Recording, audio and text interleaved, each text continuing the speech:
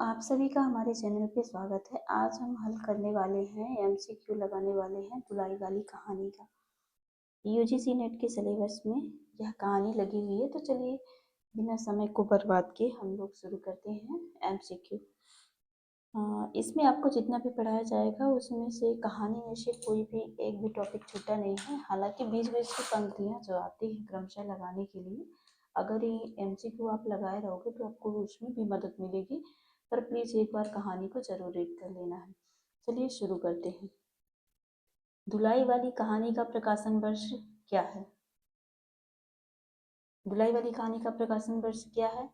1901, 1905, 1907, 1908 कब प्रकाशित हुई थी? तो 1907 में। ठीक है।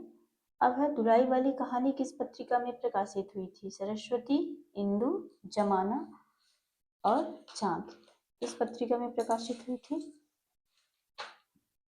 बताइए, आप लोग टिक करते रहिएगा, थोड़ा फास्ट करेंगे। तो सरस्वती में। फिर एक हाथ में एक मैली सी तौलिया में लपटी हुई भीगी धोती और दूसरे हाथ में सुर्ती की गोलियों की कई डिब्बियां और सुंगनी की एक पुड़िया थी। इस कहानी से लिया गया है।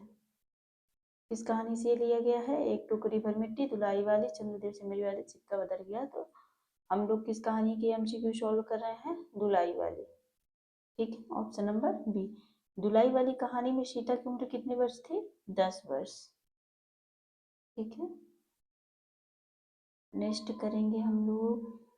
तो नेक्स्ट 5 नंबर क्वेश्चन क्या है हमारा? धुलाई वाली कहानी में नवजात मनुष्य किसे कहा गया है? नवजात मनुष्य नवल किशोर को, बंशीधर को, इक्के वाले को और किसको? सालेराम को। तो ये किसे कहा गया है? तो ये कहा गया है बंशीधर को। बंशीधर जब नहा धो के आता है तो उसे ही संबोधित किया जाता है जब कोठरी के ऊपर जाता है। फिर पूरी कहानी जब हम लोग रीड करेंगे तो उसकी महत्वपूर्ण व्याख्या भी करेंगे शॉर्टकट में कि कैसे क्या था इस कहानी में। नेक्स्ट क्वेश्चन है, धुलाई वाली कहानी में नवीना स्त्री किसे कहकर संबोधित किसे कहा गया है? किसे संबोधित किया गया है? तो किसे कहा गया है? जानकी को। ठीक है, बंशीधर, जानकी। नवल किशोर कहाँ से आ रहे थे? नवल किशोर का कहाँ से आ रहे थे? कलकत्ता से, आगरे से, मुगल सराय से, इलाहाबाद से। कहाँ से आ रहे थे? कलकत्ता से। ए बुआ, ए बुआ देखो तुम्हारी बहू पूरियां खा रही है, किसका कथन है? तो ये कथन किसका है? जानकी, बंशीधर, नवल किशोर, सीता। किसका है ये? तो ये है नवल किशोर का। Option number C. एक देसी धोती पहनकर आना था सो भूलकर बिलायती ही पहन आए, यह किसका है? यह कथन किसका है? मनोज, नरेंद्र, बंशीधर, नवल किशोर। ये किसका है? बंशीधर का। बंशीधर किससे कहते हैं? जानकी से कहते हैं वो।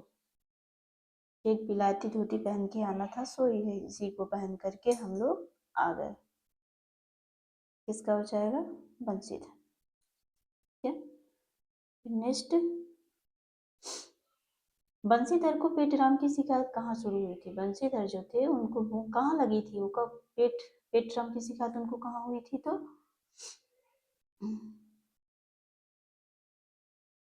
बंशीधर को पेटराम की शिकायत कहाँ शुरू हुई?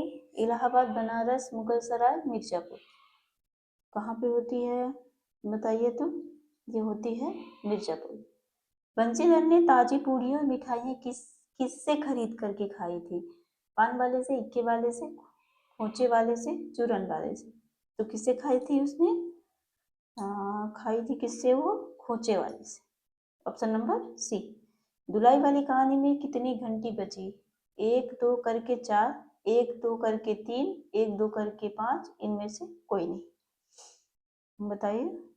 वो स्टेशन पे घंटी बजती है ना जब वो ढूंढता है। 1 2 करके तीसरी घंटी बजी। Option number B. फिर है, रेल की अंतिम विदाई तक कितने आदमी खड़े थे? 1 2, 2 4, 4 5, 2 2 4। Option number 2, 1 2। कितने थे? 2-4 आदमी वहां पे स्टेशन पे खड़े थे जब रेल छूटती है तो। अरे इनकर मनई तो नाही अइलेन हो, देखा हो रोवत करत है, रोवत करत करत। धुलाई वाली कहानी से किसका कथन है? पहली स्त्री कहती है, पास वाली स्त्री कहती है, दूसरी स्त्री कहती है, तीसरी स्त्री कहती है।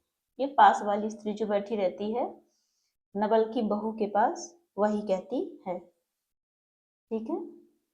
फिर क्वेश्चन नंबर 15 में, भैया प्रयागराज जी काहे न जानित ले काहे के नाही, तोरे 5 के धर्म से 4 दई नहा चुकी है।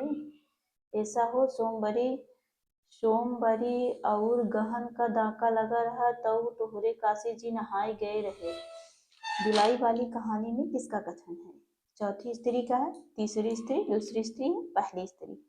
ये कौन कौन सी स्त्री कहती है? तो ये कहती है दूसरी स्त्री। 1 मिनट, कौन कहती है? ये स्क्रीनशॉट कैसे ले लिया? हटो भाई। ये कौन कहती है? दूसरी स्त्री। फिर है, हम तो इनके संगे के आदमी के देखबो ना किए गुइया। धुलाई वाली कहानी में किसका कथन है?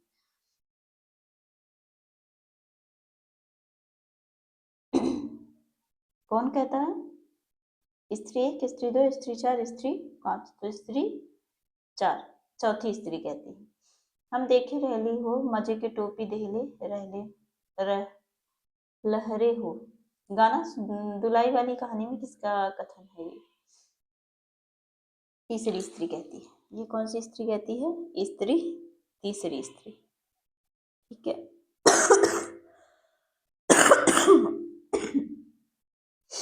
अब आते हैं 18 नंबर क्वेश्चन।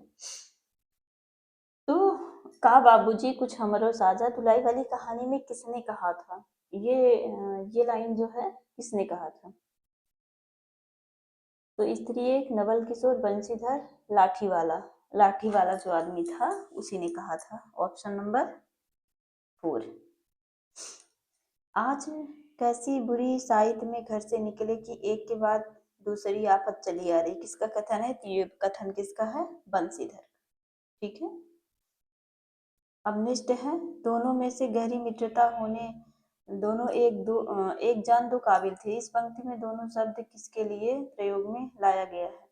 किसके लिए संबोधित किया? नवल किशोर व जानकी के लिए, नवल किशोर बंशीधर, नवल किशोर सीता, इनमें से कोई नहीं। तो नवल किशोर और बंशीधर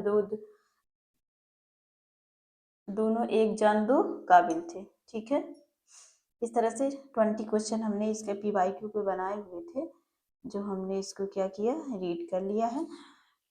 अगर हेल्प मिलती है सभी यूनिट का, ऐसे ही PYQ हम हल करेंगे हर यूनिट से, वो हिंदी की चाहे 21 कहानियाँ हो, चाहे उपन्यास हो, नाटक हो। तो प्लीज़ चैनल को लाइक शेयर एंड सब्सक्राइब करिएगा, सपोर्ट करिए। बहुत जल्दी बोर्ड पे भी क्लास चालू करने वाली हूँ, तो जैसा आप लोगों का सपोर्ट रहेगा उसके हिसाब से ही करेंगे। इस कहानी में अगर क्वेश्चन लगता है कि हाँ इससे बनेंगे क्वेश्चन, तो प्लीज़ चैनल को सब्सक्राइब करिएगा। इस कहानी में मुख्य रूप से और तथ्य जो हैं उनको भी देख लेते हैं। तो देखिए, इस कहानी में मुख्य रूप से दशाश्वमेध घाट, गदोलिया, बनारस, मुगलसराय, इलाहाबाद, प्रयागराज स्थानों का वर्णन किया गया। जैसे कहानी में आया हुआ है क्रमशः, उसी प्रकार हमने यहाँ पे इनको रखा है। कहानी के मुख्य पात्र हैं नवल किशोर, बंशीधर, जानकी, सीता। हास्य विनोद की कथा है। नवविवाहिता के मनोदशा का चित्रण किया गया है। दो मित्रों की कहानी है इस कहानी में।